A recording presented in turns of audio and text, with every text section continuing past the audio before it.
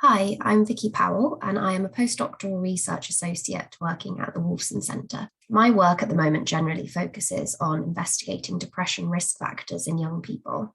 The work of my PhD, which I finished in early 2021, focused on the link between attention deficit hyperactivity disorder, or ADHD, and depression, mainly in young people, but I did some research in adults as well.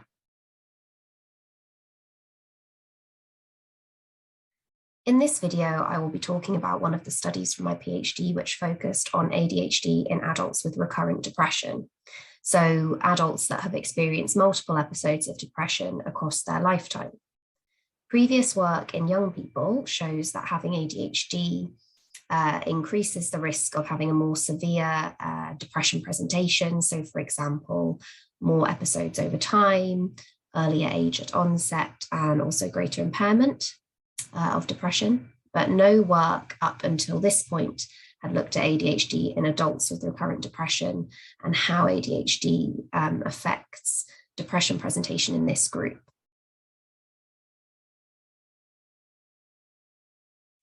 The aim of this research was therefore to see how common ADHD is in recurrently depressed adults and to test whether ADHD symptoms were associated with certain features of depression presentation, such as age of onset, impairment, and recurrence of depressive episodes.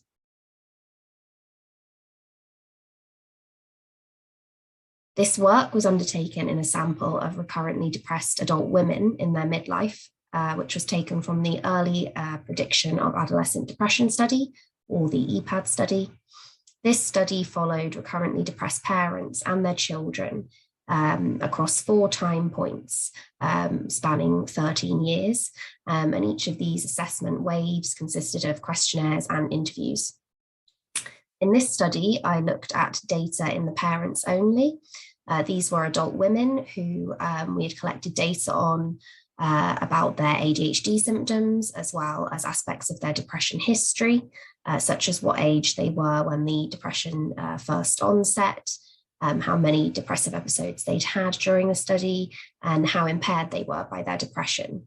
And also things relating to management, such as whether they'd been hospitalized with their depression or whether they were on antidepressant treatment.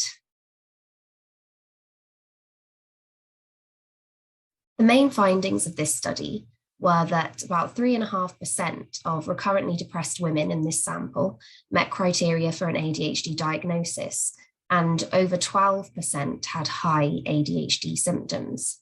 However, none of these women reported having received an ADHD diagnosis from a medical professional. ADHD symptoms were associated with an earlier age of onset of depression in these women. ADHD symptoms were associated with a greater impairment and also recurrence of depressive episodes.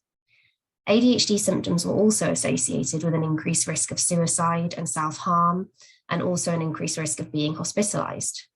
Interestingly, women with elevated ADHD symptoms were also at an increased risk of being on an antidepressant that wouldn't usually be a clinician's first choice, which could suggest that clinicians had had difficulty finding an antidepressant that works in these recurrently depressed women with high ADHD symptoms. These findings suggest that ADHD may index a more severe depression presentation. In women with a more recurrent, earlier onset and impairing depression, underlying ADHD masked by depression may need to be considered. In such cases, treating the ADHD may have beneficial effects for these women.